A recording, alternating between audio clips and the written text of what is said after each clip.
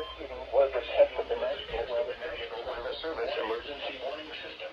This test is conducted at approximately 11:30 each Wednesday morning, weather permitting.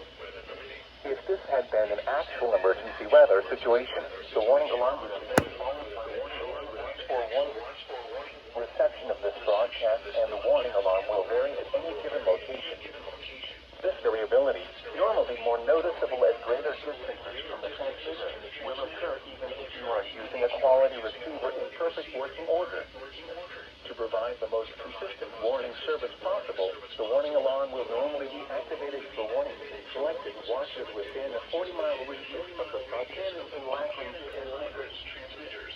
The Buchanan listening area, WWH23, includes the following Georgia and Alabama counties: Carroll, Douglas, Johnson, County, Bartow, Cobb, Floyd, and Polk in Georgia and in Alabama, Cleveland. The language listening area, KXI76, includes the following Georgia and Alabama counties: Carroll, and Randolph. This concludes the weekly test of the warning alarm system. We now return to our normal weather broadcasting.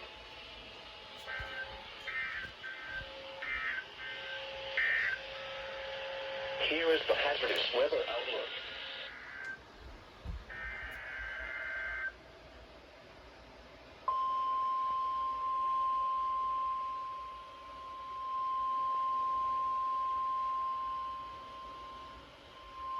The preceding was a test of the National Weather Service emergency warning system for lag range, KXI76. This test is conducted at approximately 11:30 each Wednesday morning, weather permitting. If this had been an actual emergency weather situation, the warning alarm would have been followed by an actual watch or warning. Reception of this broadcast and the warning alarm will vary at any given location. This variability, normally more noticeable at greater distances from the transmitter, will occur even if you are using a quality receiver in perfect working order. To provide the most consistent warning service possible, the warning alarm will normally be activated for warnings in selected watches within a 40-mile radius of lag range. This includes the following Georgia counties: Heard, Meriwether, Carroll, Coweta, Entroup, and Randolph and Chambers counties in Alabama.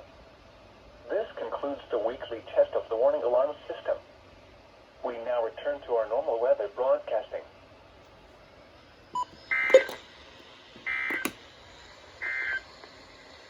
The following reports of weather temperature and wind were made at 11 a.m.